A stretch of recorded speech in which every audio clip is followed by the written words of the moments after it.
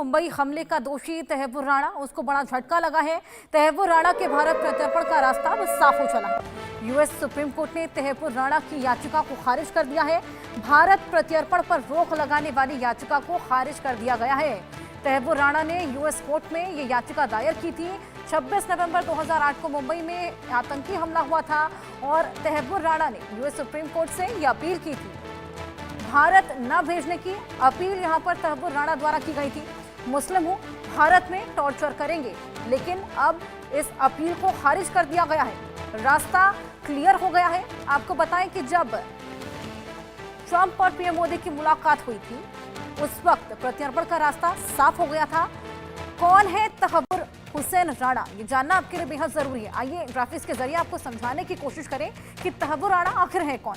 2008 मुंबई हमले का ये मोस्ट वांटेड कैरेक्टर रहा है।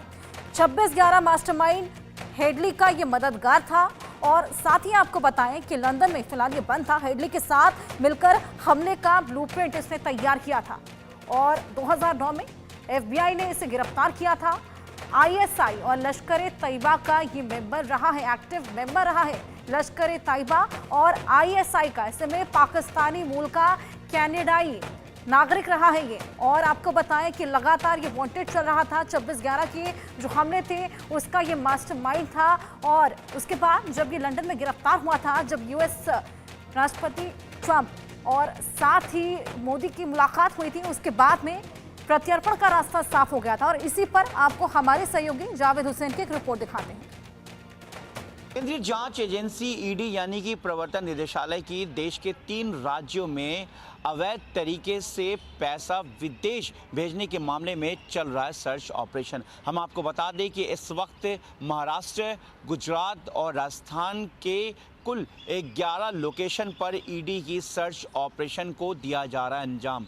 पीयूष नवलखा जो कि एक कारोबारी है और उसके एसोसिएट्स के को लेकर ईडी की जो है सर्च ऑपरेशन चल रही है। इस मामले में कस्टम ने पहले ही मामला दर्ज कर कुछ लोगों को गिरफ्तार कर चुकी है जो इस वक्त जेल में है। लेकिन प्रिवेंशन मनी लॉन्ड्रिंग एक्ट के तहत इस मामले को टेक ओवर लेने के बाद ईडी अब इस पूरे मामले की जांच में जुटी हुई है, जिसको लेकर महाराष्ट्र, गुजरात, राजस्थान और इसके अलावा उत्तर प्रदेश के एक लोकेशन पर जो कि दिल्ली एनसीआर का है, वहां पर पीयूष कारोबारियों से जुड़े एसोसिएट्स के घरों पर और उनके दफ्तरों पर ईडी की इस वक्त सर्च ऑपरेशन चल रही है। पूरा मामला ये बताया जा रहा है कि जयपुर, उदयपुर और इसके अलावा मुंबई के अलावा गुजरात के सूरत और नोएडा में जो पीयूष नवलखा के जो एसोसिएट्स हैं और अवैध तरीके से जो इलीगल पैसा है, जो करोड़ों रुपए है, वो भारत से विदेश भेजा जा रहा था और कई बेनामी कंपनियों को खड़ा किया गया था और उसी को बेस बनाकर, उसी कंपनियों का बेस बनाकर जो है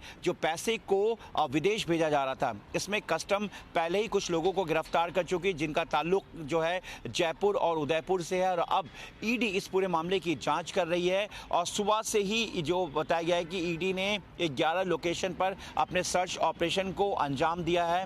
इसमें कई दस्तावेज को खंगाला जा रहा है। उसके अलावा जो बेनामी कंपनियां हैं जिसको पीयूष और उसके एसोसिएट्स ने खड़ा किया था अपनी कंपनी के अलावा, जिसको मेन बेस आधार बनाया गया था कि उसी बेस पर जो है पैसे को विदेश भेजा जा रहा था, यानी कि जो कंपनी इस्टेब्लिश है ही नहीं, उसी के बेस पर करोड़ों रुपए को विदेश भेजा जा रहा था।